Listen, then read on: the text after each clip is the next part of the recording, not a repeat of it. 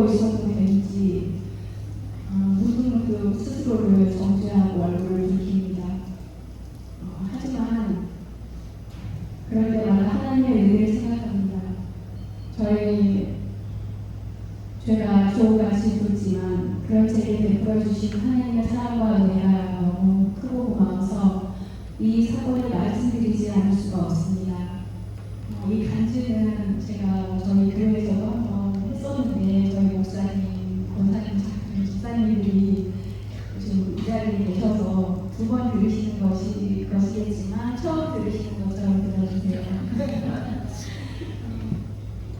저는 치아 교정을 오래 하면서 생긴 작은 분해염이 있었습니다. 치과 의사도 이비인후과 의사도 원인을 몰랐고 그러다 보니 2년 반 동안 치료가 안 되고 있었습니다. 그런데 어느 날 우연히 저와 비슷한 증상에 대한 영상을 보게 되었고 그때 이 분해염이 왜 치료가 안 되고 있었는지 짐작할 수 있었습니다. 나중에 이걸 발견한 일이 우연이었을까 생각합니다. 그걸 계기로 저는 올해 2월 서울에서 부강암 진단을 받았습니다. 그 후 매주 또는 몇 주마다 병원에 다니면서 이래가 저래가 하는 결과를 들으며 반전에 반전을 경험했고 마치 롤러코스터를 타는 것 같았습니다. 하지만 저의 마음은 담담했고 단지 가족에게 알리는 게 걱정이 되었습니다. 의사는 부강암은 속도가 빠른 암이지만 초기라서 전이는 없을 거라고 했고 검사 결과에도 전이는 없었습니다. 우선 감사했습니다. 이즈음 가족들과 지인들에게 사과를 전하고 중보기도를 부탁드려야 했습니다. 최대한 초기라는 것과 그래서 전이도 없다는 것을 강조하면서 가족들과 제 이야기를 들은 모든 사람을 안심시켰습니다. 소식을 들은 가족과 지인들은 많이 놀라고 눈물을 보였지만 사실 제 마음은 왠지 평안했고 마치 독감과 비슷한 나을병으로 생각되면서 하나의 해프닝처럼 느껴졌습니다. 그리고 이런 생각들이 계속 들어왔습니다. 하나님, 뭐 하려고 그러세요? 지금은 저는 모르지만 어떤 계획이 있다는 걸 저는 믿어요. 꼭 이루어주시고 다만 제가 그 뜻을 빨리 알고 순종하게 해주세요. 그렇게 부강암 수술과 치료를 위한 검사를 하다가 병원 필정 절차들이 환자로서 매우 불편하여 다른 병원으로 옮기게 되었는데 그즈음 의대 증원으로 전공의 파업이 들어가면서 많이 분주했습니다. 그렇지만 치과는 증원이 없어서 파업도 없었습니다. 이것도 우연이었을까 생각합니다. 역시나 병원을 옮기고 한 달 정도 만에 다시 검사를 시작했습니다. 역시나 초기이니 전이는 없을 거라는 의사는 검사 결과 목 림프절로 전이가 많이 진행된 상태이며 목의 양쪽 림프절 전체가 불가피하고 수술 후에는 방사선과 항암 치료를 모두 병행해야 한다고 했습니다. 이때는 좀 두근두근했습니다.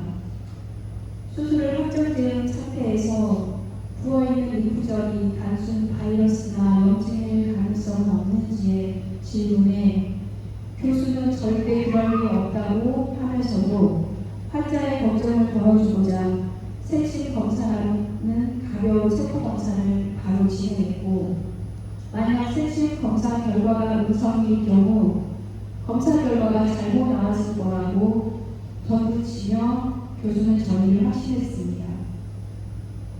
앞으로 장기전이 예상되니 조금 막막하고 걱정이 되었습니다. 방사선 치료와 항암 치료가 많이 힘들다는데 머리도 빠진다는데 머리가 빠지면 직장 가서 아이들을 볼 수 있을까? 치료받으면서 직장 생활을 잘 버틸 수 있을까? 걱정이 되었고 생계가 걱정이 되었습니다. 며칠 후 바로 수술 일정이 잡혔는데 그때부터 두려움이 생기기 시작했습니다. 수술장에 들어가 본 적 없는 제가, 또 칼도 대본 적이 없는 제가 아플까봐 무서웠고 혼자 견뎌야 할 일들이 두려웠습니다. 혼자 느끼는 무리이긴 하지만 우리 가족에게 제가 가장 이고 보호자였기 때문에 가족들이 무너질까봐 두려움을 표현할 수 없었습니다. 대신 기도했습니다. 하나님의 계획 안에서 선하게 이루어주신 것을 믿습니다. 그러니 두려움 없이 담대하게 이겨내게 해주세요. 그렇게만 기도했습니다. 치료에 관한 기도는 하지 않았습니다. 하나님의 계획을 믿으니까. 이번 준비에서 병원 도착하니 그 전에 했던 세신 검사 결과를 두고 담당 교수와 몇 명의 다른 의사들이 분주하게 이야기를 나누고 있었습니다. 검사 결과 전이가 아니었습니다. 그렇게 확신하던 교수는 오진을 인정하는 대신 본인의 지식과 상식으로는 이해할 수 없다며 결과에 당황해하고 있었습니다. 그러면서도 암이라는 결론에서 벗어나지 못하고 혈액암일 수 있다며 더 확실한 조직 검사를 원했습니다. 헛웃음이 나왔습니다.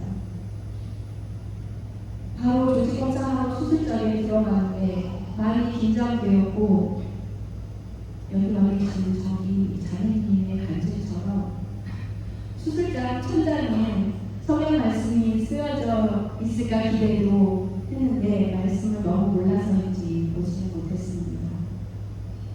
대신 이런 찬양이 생각났습니다. 아무것도 두려워하지 마.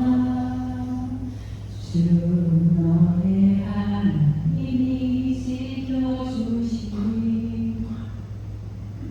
조직검사 결과에는 아무것도 나오지 않았습니다. 미국적인 부어있는 이유를 찾아내지 못한 교수는 환자를 그냥 보내기 미만인 거지 염증약을 처방해 주었습니다. 원래 암이 있던 자리도 처음 조직검사로 떼어낸 후 남아있는 게 없어서 다른 치료도 필요치 않다고 했습니다. 앞으로 추적 관찰만 하는 것으로 결론 지으며 3개월 만에 롤러코스터에서 내려오게 되었습니다. 저를 위해 중보해 주시고 걱정해 주신 분들이 많았는데 다 기도의 힘이고 걱정해 주신 분들의 덕분이라고 생각합니다. 나중에 들은 이야기인데 저의 병을 치료해 주셔서 중창단 할 수 있게 해달라고 기도해 주신 권사님도 계셨다고 합니다. 사람들은 왜 너에게 이런 시련이 왔는지, 왜 이런 고난을 주시는지 하며 걱정하시고 마음고생하셨지만 제게는 전혀 시련이나 고난으로 느껴지지 않았습니다. 우리나라에서 제일 똑똑하다는 사람의 상식과 지식을 벗어나는 그게 하나님의 일입니다. 이 일은 제게 베풀어 주신 하나님의 은혜이고 사랑이기도 하지만 저를 위해 기도해 주신 모든 분들도 동일한 하나님의 사랑이고 기도 응답이었기를 바랍니다. 부끄럽고 죄 많은 저를 구원해 주시고 이 자리에 설 수 있게 해주신 주님께 감사의 영광을 올려드립니다.